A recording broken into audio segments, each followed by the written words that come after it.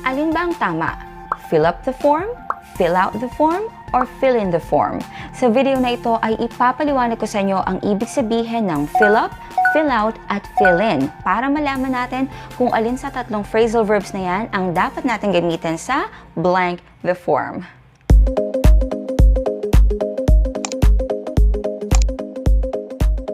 How's it going? My name is Myra Cagete and welcome to a new English tutorial video.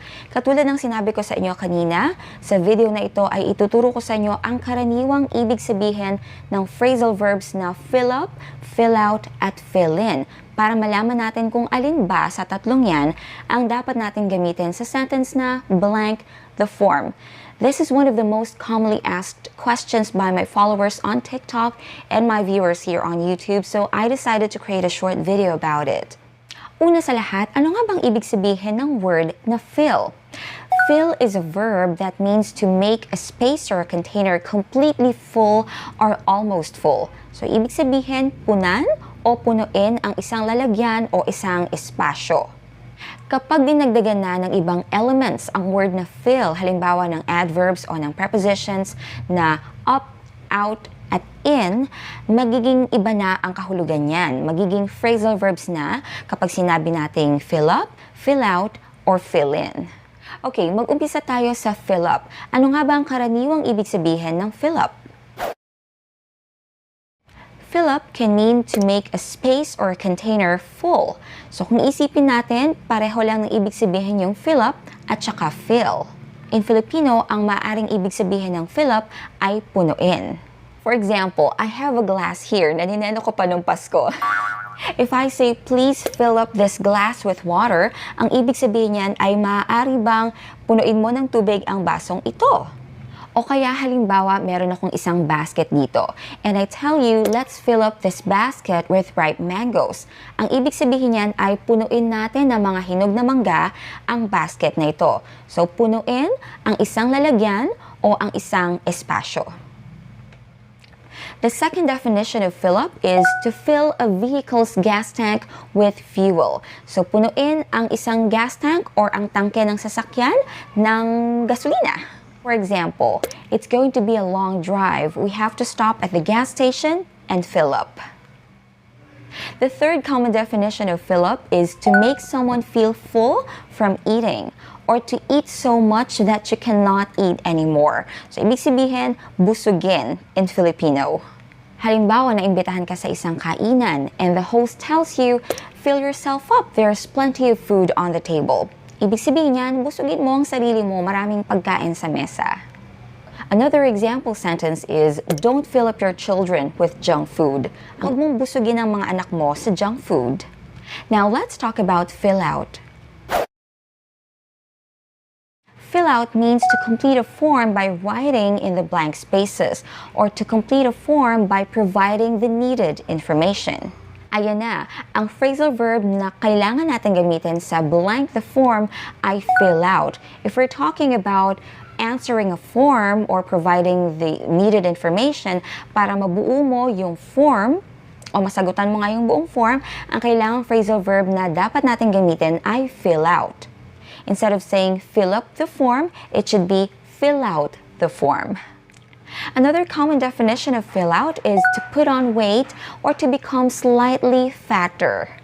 Kung ikaw ay isang tao na gustong madagdagan ng timbang and someone tells you you've filled out, ibig sabihin niya nadagdagan ng timbang mo, medyo tumaba ka. So that's something positive for you. Pero kung ikaw naman ay isang tao na ayaw madagdagan ng timbang and someone tells you you've filled out, then that could possibly offend you.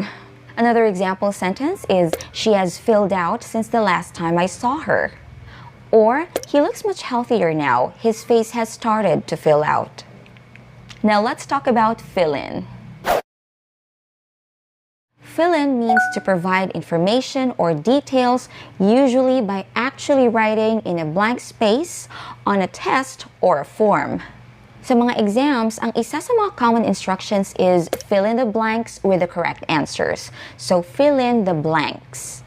Or pag nagsasagot kayo ng form, someone may tell you, you may fill in your birthday and your address in the blanks. Okay, yung phrasal verbs na fill in at saka fill out can be used when you talk about forms or answering forms. Ang pagkakaiba lang yan is when you use fill out, we're talking about completing the entire form, yung buong form. Tapos yung fill in naman is used when you're talking about writing information on empty spaces or blanks.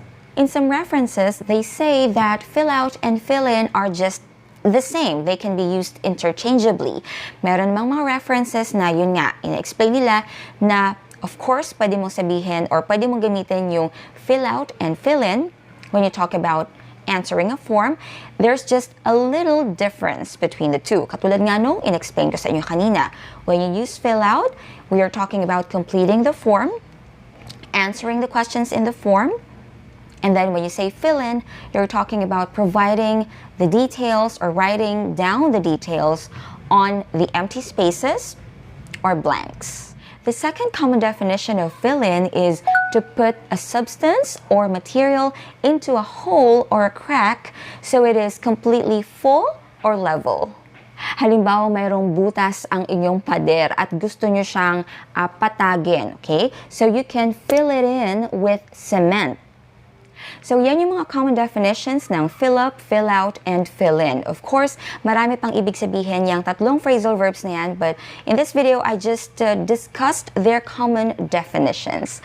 Now, are you ready for the exercise? Let's start.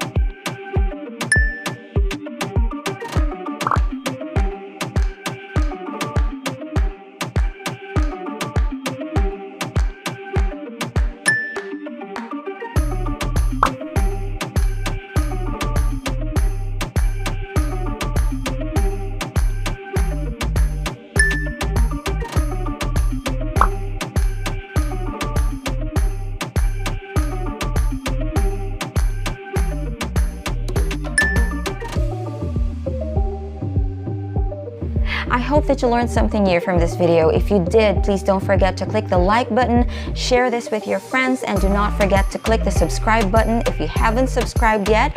I'll see you again next time.